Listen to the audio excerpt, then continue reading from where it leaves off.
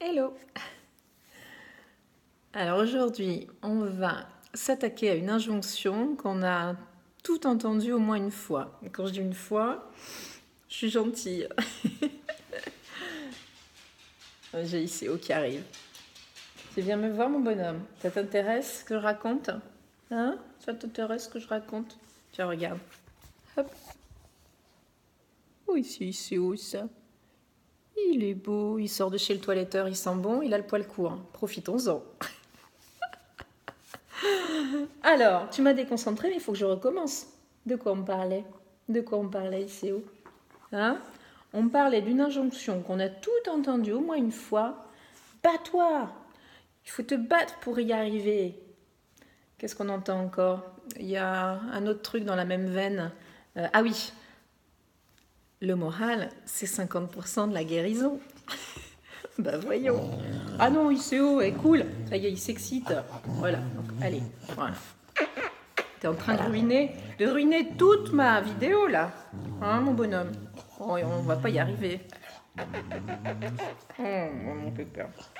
Tu sens bon, t'es beau, mais tu es encombrant. Laisse-moi travailler. Donc, voilà, 1 minute 24 pour rien, quoi. Juste à cause d'ICO. Donc, on recommence. On a tout entendu au moins une fois cette phrase. Bats-toi, faut te battre pour y arriver. Le moral, tu sais, c'est important. Voilà, comme si la guérison en dépendait. Et en même temps, on ne peut pas en vouloir aux gens qui nous disent ça de nous le dire, puisque depuis des années qu'on communique sur le cancer, on a une espèce de discours complètement à côté de la plaque, un discours unilatéral qui voudrait que la combativité soit la recette absolue pour guérir de son cancer. Alors pourquoi ça m'énerve? D'abord parce qu'on est les seuls à qui on fait le coup.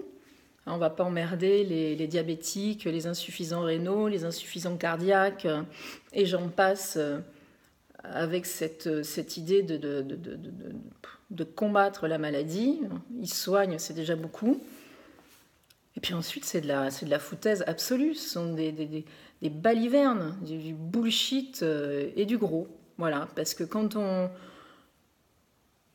est dans la maladie comme ça depuis des années, quand on enchaîne les traitements jusqu'au dernier, en priant à chaque fois pour qu'il y en ait un qui fonctionne, eh ben on sait bien que la combativité n'a absolument rien à voir avec le succès ou pas des traitements. C'est juste une question de baraka, de coup de bol ou pas. Voilà. Donc moi j'aimerais bien qu'on arrête de nous gonfler avec cette espèce de théâtralisation absolue, cette dramaturgie, ce lyrisme autour de la combattante, de la guerrière, de l'héroïne quand elle fait bien son travail. Parce que le jour où on arrêtera de faire ça, on arrêtera de farcir le crâne des ignorants avec la conviction que si on ne guérit pas, c'est forcément qu'on a merdé quelque part, qu'on n'a pas fait ce qu'il fallait, qu'on ne s'est pas battu. Ensuite, je pense qu'on ferait des vacances à toutes celles qu'on culpabilise, celles qui ne gèrent pas leur cancer à la Rambo. Et puis il y a un troisième truc, et c'est probablement celui qui me tient le plus à cœur, c'est que le jour où on arrêtera de glorifier les survivantes, de glorifier ces héroïnes, on fera plus de place aux femmes qui ne guériront jamais, aux femmes comme moi, aux métastasées. Et il y en a pas mal, on est quand même plus de 40 000 en France aujourd'hui. Donc ça serait bien qu'on nous entende, qu'on parle un peu plus de nous et qu'on adapte les choses aussi à nos besoins. La recherche, les prêts bancaires, les soins de support, les soins tout court. Il n'y a pas grand-chose qui est fait pour les femmes métastasées aujourd'hui et toute cette com y contribue grandement. Voilà. C'est pas demain que ça changera, Mais je pense que si on continue à marteler et à dire que ça suffit, peut-être. Allez, tchuss!